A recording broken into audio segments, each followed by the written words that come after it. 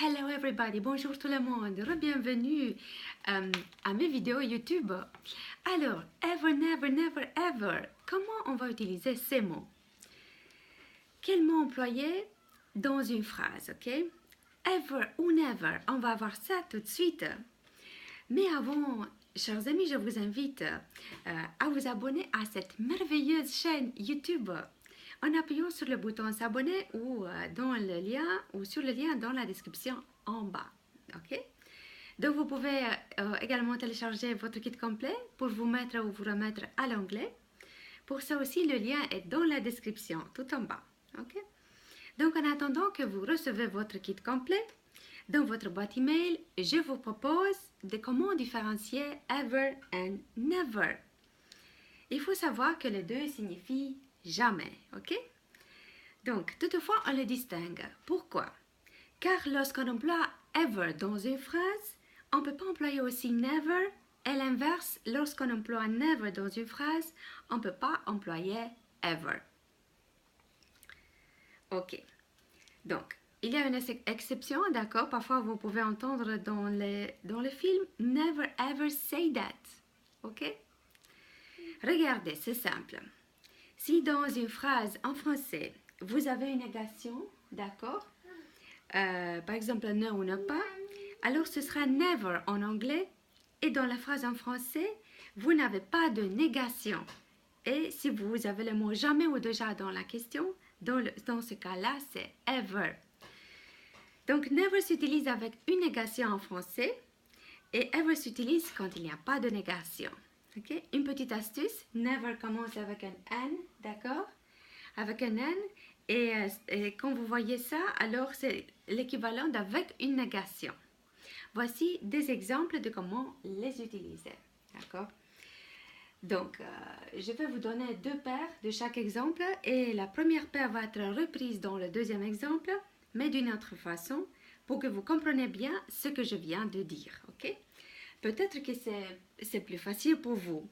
Si c'est ce cas, je vous invite quand même à rester parce qu'on va avoir du vocabulaire, d'accord?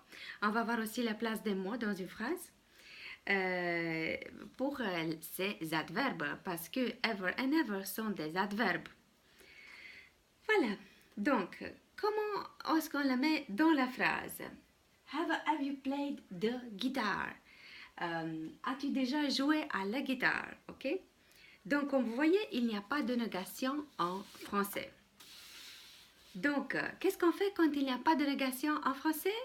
Alors, on utilise ever. Ok? Ça, c'est une phrase typique que je vous invite à écrire dans votre cahier d'apprentissage et aussi à l'apprendre par cœur. Ensuite, the most beautiful sunset I have ever seen. Le plus beau coucher de soleil que j'ai jamais vu. D'accord? Donc, ici, vous voyez que ever se place avant le verbe, d'accord? Avant le verbe seen et après l'auxiliaire have. Ok? Voilà. Comme dans l'exemple, I often go for a walk. Je vais souvent me promener. Often, c'est le adverbe qui se place avant le verbe. Ok? I go often for a walk. Voilà. Donc, c'est la même chose pour never. Regardez la phrase suivante. I have never played the guitar. Je n'ai jamais joué à la guitare. Donc, vous avez la négation ne dans la phrase en français. Et qu'est-ce qu'on fait alors? On utilise l'adverbe never dans la phrase en anglais. Voilà. Puis, I have never seen such a sunset. Je n'ai jamais vu un tel coucher de soleil. D'accord? Donc, vous voyez, vous avez la négation dans la phrase en français. Et alors, on utilise le verbe never dans la phrase en anglais. Aussi en anglais, quand on parle des instruments musicaux, d'accord, on dit play place the, d'accord, l'article définit the, place l'instrument musical, ok? Voilà, d'accord. Voilà, chers amis, c'est la vidéo pour aujourd'hui.